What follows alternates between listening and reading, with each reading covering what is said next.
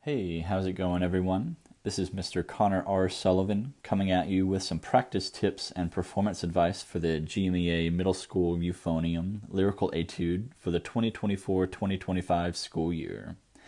I hope you find this video useful and helpful in your practice, and best of luck to you on your audition. All right, let's get started.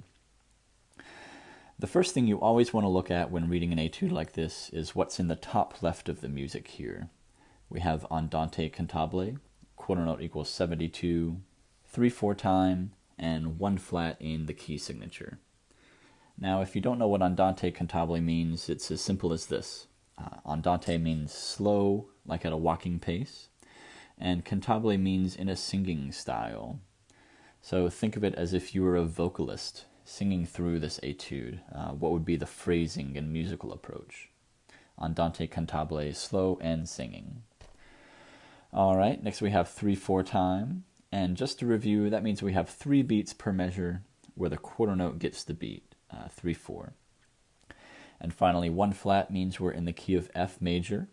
If you're not sure how to figure out the key, one easy trick is to look at your scales and see what scale matches the key of your etude, and voila, your key is F. This means we have only B flats, and every other note is natural unless otherwise notated.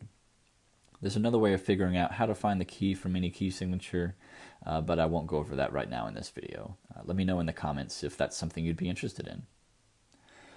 Now, let's get into the music some more. I always encourage my students to identify patterns, similarities, and think more deeply about music than just what the notes and rhythms are. For example, are there any places where the music resembles a scale or an arpeggio? Any intervals that repeat, or do any themes appear multiple times? Looking for these things, 1, makes the etude less intimidating after first glance. 2, allows you to make musical decisions based on these repeated themes, scales, motifs, etc. And 3, it makes the etude more interesting and helps give more of a performance mindset in your preparation. Now let's talk about the time signature, 3/4. In every time signature, there are strong and weak beats, and sometimes there can be beats that aren't quite strong beats, but not really weak beats either.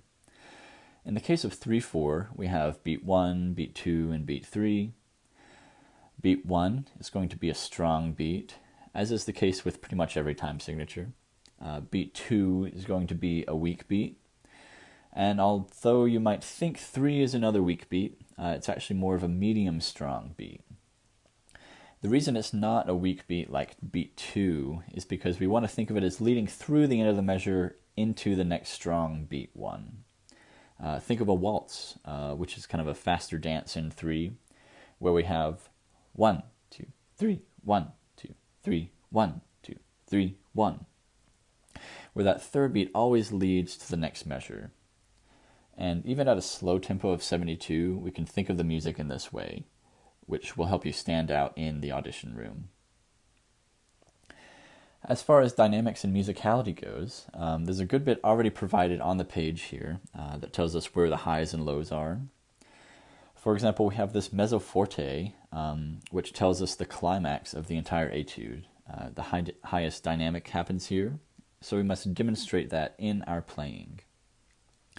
Now, something to be careful of is all of these larger intervals, like this one that happens at the very beginning.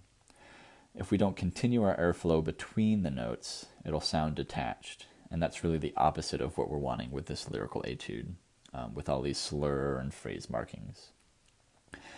I recommend giving a very slight push of air just before you change notes to ensure the air is continuous between them, therefore making the sound continuous. Practice these intervals as written, and then reverse it from high to low to practice keeping the air fluid in both slurring directions. So from that C to the A first, and then from that A down to the C in both directions. My final bit of advice to you is to start by practicing slowly and really focusing on accuracy in all ways.